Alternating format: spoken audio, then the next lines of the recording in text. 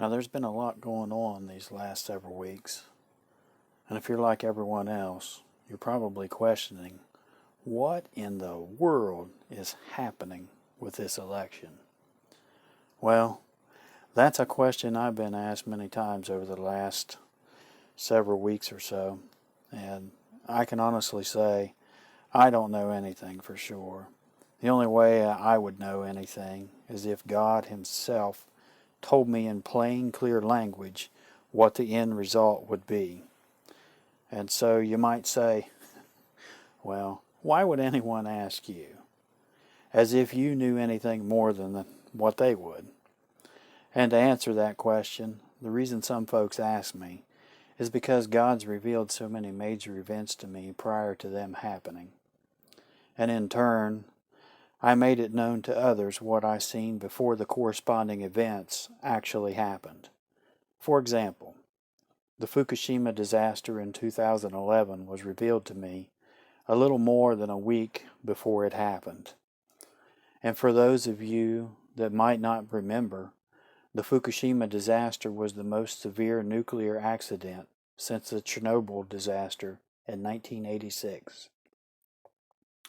And so, I spoke up about what I saw before it happened. Another event God showed me was the Joplin, Missouri tornado. A little less than 2 weeks, I think it was, before it happened. And it turned out to be the deadliest tornado to strike the U.S. since 1947. And so I spoke up about what I seen prior to the event taking place. More recently, the 2016 election results and the chaos that followed was shown to me prior to it happening as well. God showed me that Hillary Clinton would lose, and that she would use an evil and corrupt political machine with many working parts to pursue Donald Trump, and that he would narrowly escape the machine that she formed against him. I was also shown the Russian narrative that was used against him as well, all of which I spoke up about a few months prior to the actual events happening. And even more recently, I was shown this crazy pandemic 6 or 7 months prior to the outbreak actually happening. I'll never forget the day that I saw this mess. I got up and went straight for a couple of air purifying masks that I had at that time and made them ready. My wife, well, she was a little scared by what I might know, and she said, "What? What is it? What's happening? What are you doing? What did you see?" And so I proceeded to tell my wife what it was that I seen and some others. I just didn't know how soon it would be or what the extent of it would be. Now, I could go on, but that's not the point of me deciding to share this. The point of this is to relay what I saw the first week of November. I made it known then, whenever it happened, but I thought maybe some more people, other than just those folks, might want to know as well, or maybe they could find a little benefit or comfort in it, or some sort of use. But before I tell you what I saw, I want to give you one disclaimer and one warning. First, I want to say that I don't always understand the meaning of what it is that I see whenever I see it. Now, I wish I did, but the fact is, I don't. And apparently, neither did Daniel. In fact, Daniel was so disturbed by what it was that he seen and not knowing the meaning of it that he became ill and was troubled for days. Then finally, an angel came and told him what the meaning was that Daniel seen, so he could understand it. Now, please don't misunderstand me here. I'm by no means saying that I'm a prophet or that I have a special gift or anything like that. What I will say is that I feel blessed each time I'm given information that ends up revealing some sort of future events. And I consider the information itself to be a gift to me. It's something that I don't deserve, and I recognize that, but I consider it to be a gift. Not that I have a gift, but that information was a gift. Secondly, I have to give a bit of a warning here. Although I'm going to try to reveal what I've seen with as much detail as possible in a PG-13 version, it still may not be suitable for everyone to hear. So please take that into consideration before listening any further. Okay, this is what I saw. I saw a man that I perceived to be similar to that of a maintenance man. And he had several tools in his possession that he either owned or was given charge over. And as you know, tools have a wide variety of purposes. Sometimes they're for construction, sometimes they're for repairing things, and sometimes they're also used for demolition purposes. Now, I don't know anything about the tools or the man, other than the tools were in his care for him to have and for him to use. So I'm going to call this man the tool keeper. It seems like a fitting description to me, so we'll go with that. Next, I saw masked thieves come and try to steal those tools from the tool keeper. And it was a reasonable attempt on the part of the thieves. But the tool keeper managed to prevent those tools from being stolen. Then I heard the tool keeper say that he would lock those tools up and keep them safe so the thieves couldn't easily steal them. And I saw the tool keeper gather those tools up and lock them inside of a white tool shed. And I heard him say he would protect those tools from theft. Then I saw that the tool keeper had left one tool lay out on the ground in front of the tool shed. Now, I'm not sure if the tool keeper left that tool out by accident because of carelessness, or if the tool keeper left it out on purpose to use it as bait for the thieves to come back and try to steal again. Then I overheard the thieves talking to each other. There were two of them at that point in time. Both of them were wearing masks as they were disguised, so you couldn't identify them. And I heard the thieves say that they were going to go back to steal the toolkeeper's tools. But this time, they were surely going to get all the tools that the toolkeeper had. And then I heard one thief say to another, "We'll take out the toolkeeper also, and we'll drag him away so that he'll never stand in our way again." Then I saw the two masked thieves swoop in and steal all the toolkeeper's tools that were safely locked away into that white tool shed. And I saw them take the toolkeeper off with them as well, just like they said that they were going to do. Now, I never saw a fight. I never saw a struggle. I never saw anything like that for these thieves to steal the tools or to capture the toolkeeper. They just came in and they stole them.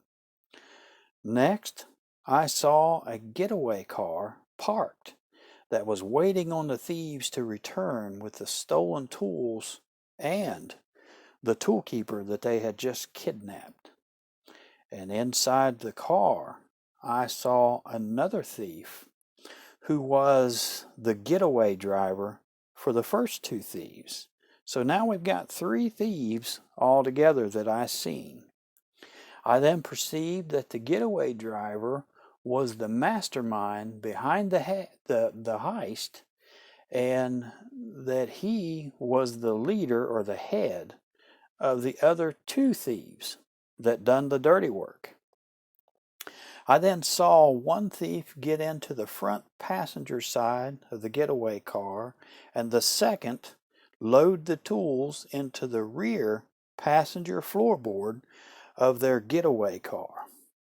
Next, I saw that the thief get into the rear passenger side of the getaway car and slide across the seat to the rear driver's side. Then, when I saw the toolkeeper start to get into the car with the thieves, I could hear the thieves laughing and congratulating each other on how successful that they were in stealing the tools and removing the toolkeeper so he wouldn't be a problem for them again. And when I heard them laughing, I saw the thieves take off their masks, and I heard them talk about how they were going to make so much money from selling those tools that they had stolen, and how they were going to keep some of those tools to use for their own crooked purposes. Next, I saw the toolkeeper start to take his seat in the getaway car as the kidnapper thieves were laughing and laughing and laughing and congratulating each other. And much to my surprise, the toolkeeper was calm. He was cool, and he was collected the whole time. Now, you would think that if someone had just been robbed and kidnapped, that they would be frantic, angry, trying to fight back. But no, I didn't see any of that. This guy was calm, cool, and collected the whole time. He never yelled. He never put up a big struggle. He wasn't even frightened. He just remained quiet. Then I saw the toolkeeper reach down between his legs to the floorboard in between his feet where the thieves had put his tools that they stole. And I saw him pick up a curved saw with sharp, jagged teeth. Then I saw the toolkeeper put that saw to the neck of the thief who was in the back seat with him that slid over to the driver's side, and he began to saw. That thief was so busy laughing and taking pride in what he and his fellow thieves had done that he didn't even notice or have any idea that his head was being removed from his shoulders by the toolkeeper. And it was then that I perceived that this backseat thief was the lowest ranking person among these three thieves. You see, the getaway driver, he seemed to be the mastermind. He didn't get his hands dirty, but he was the head of the other two. The one in the front passenger side appeared to me to be the middleman. And then the thief in the back, well, he was the low man on the stick. He was the lowest ranking among them. So that's what I had perceived at that point. Then I saw the toolkeeper calmly and swiftly reach forward and put the saw to the neck of the thief who was sitting in front of him, which would have been in the front passenger side of the vehicle. And when he began to saw and cut, I seen a tremendous mess come out.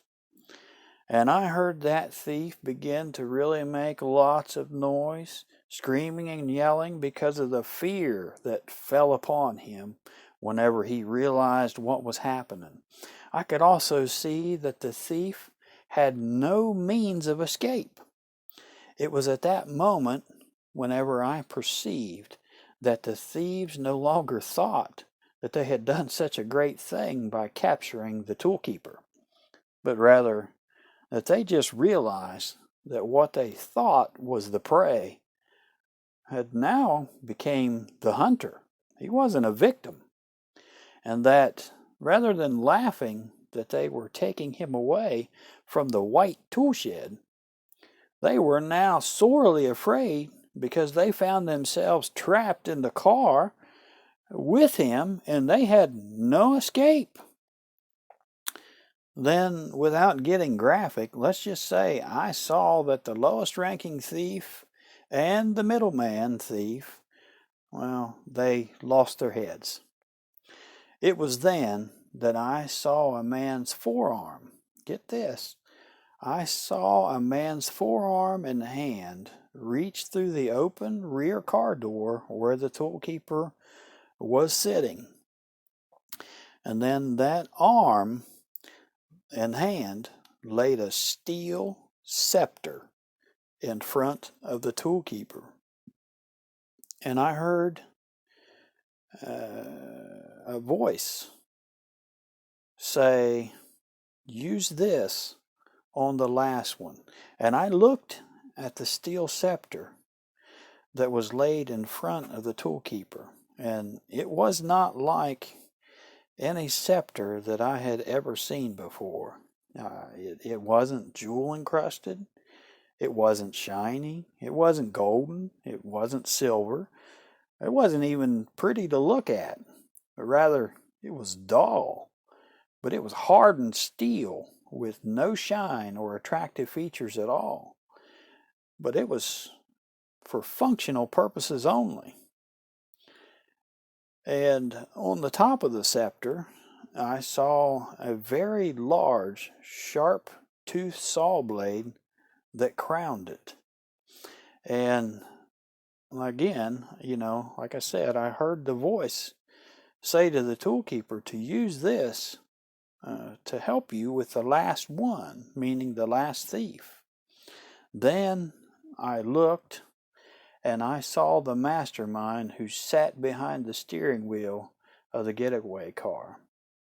And now remember, he had never gotten out of the car or done any of the dirty work himself.